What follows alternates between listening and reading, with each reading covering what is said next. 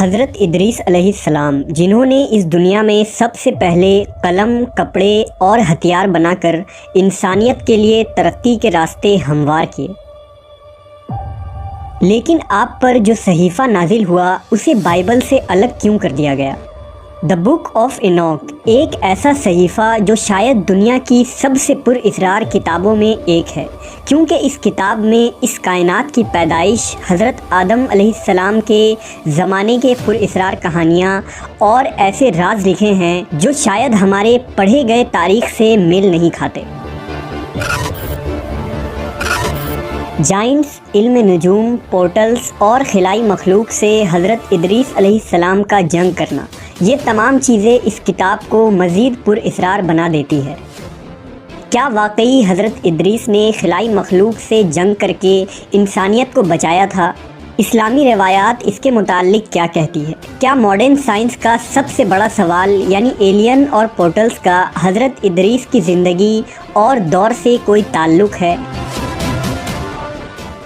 حضرت ادریس علیہ السلام اللہ کے تیسرے پیغمبر تھے جو حضرت آدم اور حضرت شیس علیہ السلام کے بعد نبوت کے منصب پر فائز ہوئے۔ آپ کی پیدائش قدیم شہر بابل میں ہوئی۔ روایتوں کے مطابق حضرت ادریس نے دنیا میں لوگوں کو سب سے پہلے لکھنے پڑھنے اور تعلیم حاصل کرنے کا درس دیا۔ آپ کا زیادہ تر وقت درس و تبلیغ میں گزرتا تھا، چنانچہ لوگ آپ کو ادریس یعنی درس دینے والا کہہ کر پکارنے لگے۔ آپ علیہ السلام حضرت شیس کے 5ویں نسل سے تعلق رکھتے تھے۔ مورخین کے مطابق حضرت ادریس حضرت آدم کے 500 سال بعد اور حضرت نوح علیہ السلام سے 1000 سال پہلے پیدا ہوئے۔ حضرت آدم علیہ السلام کے بیٹے حضرت شیس کا انتقال ہوا تو کچھ عرصے بعد ان کے پیروکار بہت کم تعداد میں باقی رہ گئے۔ قابیل کی اولاد نے کفر و شرک، بدکاری و بے حیائی کا بازار گرم کر رکھا تھا۔ زناکاری اور شراب نوشی عام تھی۔ ہر طرف بتوں کی پوجا اور آگ کی پرستش ہو رہی تھی، لہذا بنی آدم کی ہدایت و رہنمائی کے لیے اللہ نے حضرت ادریس کا انتخاب کیا۔ نبوت کے منصب پر فائز ہوتے ہی آپ نے اپنی قوم کے بھٹکے ہوئے لوگوں میں وعظ و تبلیغ کا کام شروع کر دیا، لیکن وہ سب آپ کے دشمن بن گئے، اور جو لوگ بھی حضرت ادریس پر ایمان لائے ان لوگوں نے ان پر ظلم کرنا شروع کر دیا۔ لہٰذا حضرت ادریس نے اپنے پیروکاروں کے ساتھ بابل سے ہجرت کرنے کا ارادہ کیا۔ حضرت ادریس اہل ایمان کو لے کر مصر کی طرف چل پڑے اور دریائے نیل کے کنارے آباد ہو گئے۔ یہ ایک سرسبز و شاداب علاقہ تھا۔ حضرت ادریس اور آپ کے ساتھیوں نے یہاں دعوت و تبلیغ کا کام جاری رکھا اور ان لوگوں نے یہاں مختلف علوم سیکھ کر خوب ترقی کی۔ اللہ نے قرآن مجید میں حضرت ادریس کا ذکر یوں فرمایا ہے، اور اس کتاب میں ادریس کا بھی ذکر کیجیے، بے شک وہ بڑے سچے نبی تھے اور ہم نے ان کو بلند رتبے تک پہنچایا تھا۔ حضرت ادریس نے ہی سب سے پہلے قلم سے لکھنا اور کپڑا سینا ایجاد کیا۔ ان سے پہلے لوگ عموماً جانوروں کی کھال کو بطور لباس استعمال کیا کرتے تھے۔ حضرت ادریس وہ پہلے انسان تھے جنہیں علم نجوم اور علم الحساب یعنی ایسٹرولوجی اور میتھمیٹکس کا علم بطور معجزہ عطا کیا گیا تھا۔ کہا جاتا ہے کہ آپ کو 72 زبانوں کا علم تھا اور دنیا کی تمام قدیم بنیادی زبان مثلاً عربی، سریانی، لاطینی، یونانی، عبرانی اور مصری زبان کی بنیاد آپ نے ہی رکھی تھی۔ حضرت ادریس پر 30 صحیفے نازل ہوئے جو اس وقت کے لوگوں کے لیے رہنمائی تھی۔ آپ نے ہی اسلحہ اور ہتھیار بنانے کے فن کو عام کیا۔ مورخین نے لکھا ہے کہ چونکہ بنی قابیل بار بار آپ کے علاقے پر حملے کیا کرتے تھے، لہذا آپ نے اسلحہ بنائے اور ان سے کئی بار خون ریز جنگ بھی لڑی۔ حضرت ادریس علیہ السلام نے 365 سال کی عمر پائی تھی۔ علماء و مفسرین اور بہت سے تابعین کا یہ قول ہے کہ حضرت ادریس علیہ السلام کو زندہ آسمان پر اٹھا لیا گیا تھا اور چوتھے آسمان پر آپ علیہ السلام کے روح کو قبض کی گئی، جہاں نبی صلی اللہ علیہ وسلم نے معراج کی رات آپ سے ملاقات کی تھی۔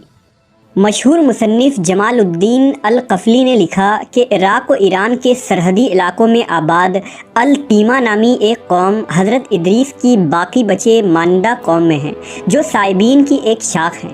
یہ لوگ خود کو ادریسی کہتے ہیں۔ یہ لوگ ستارے کو اپنے دینی رسومات کا ماخذ سمجھتے ہیں اور اپنی عیدیں اور قربانیاں ستاروں کے عروج اور رجوع کے وقت کے مطابق مقرر کرتے ہیں۔ قرآن و حدیث کے علاوہ حضرت ادریس علیہ السلام کی زندگی اور ان کے زمانے کے متعلق معلومات کے دو مزید ذرائع موجود ہیں۔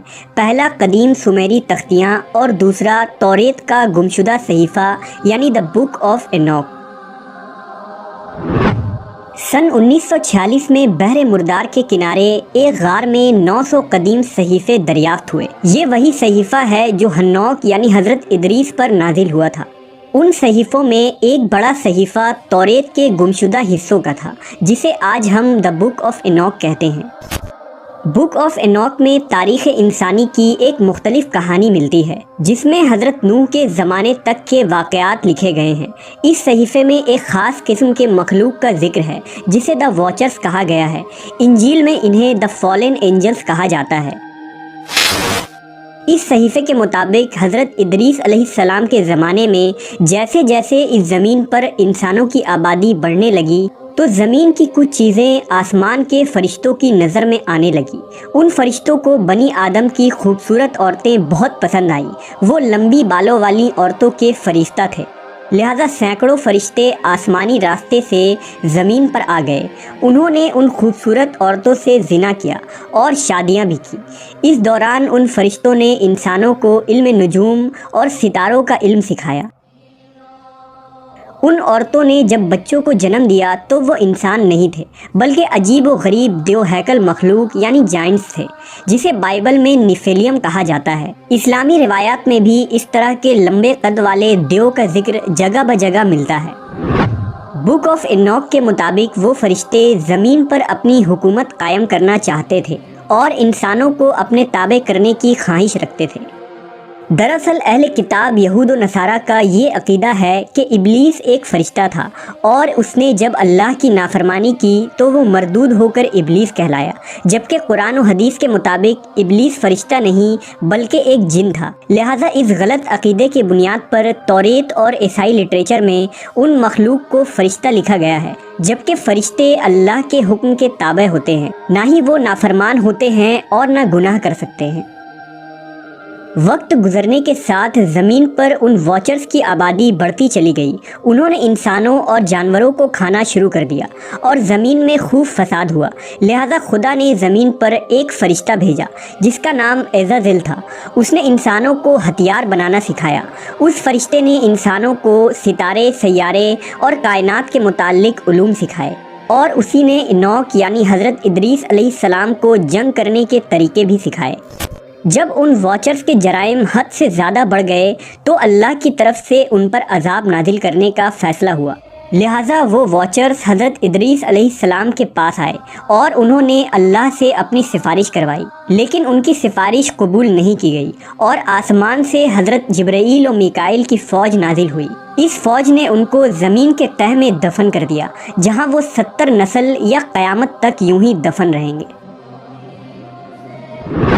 حضرت ادریس علیہ السلام کا ذکر قدیم سومیری تختیوں میں بھی ملتا ہے۔ ان سومیری ٹیبلٹس کے مطابق خنوخ کے دور میں آسمان کے راستے سے اس زمین پر دوسری مخلوق آئی تھی جن کا نام انوناکی تھا۔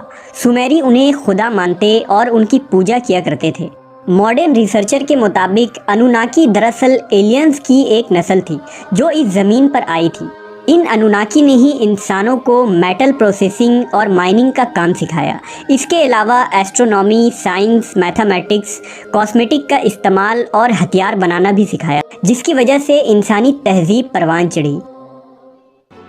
اسرائیلی روایات، صحیفہ اینوک اور سومیرین ٹیبلٹس کے ساتھ اگر اسلامی روایات کو جوڑا جائے تو حضرت ادریس علیہ السلام کے دور کا ایک ایسا خاکہ بنتا ہے جس سے دوسرے سیارے پر خلائی مخلوقات کی موجودگی اور پورٹلز کی موجودگی ثابت ہوتی ہے۔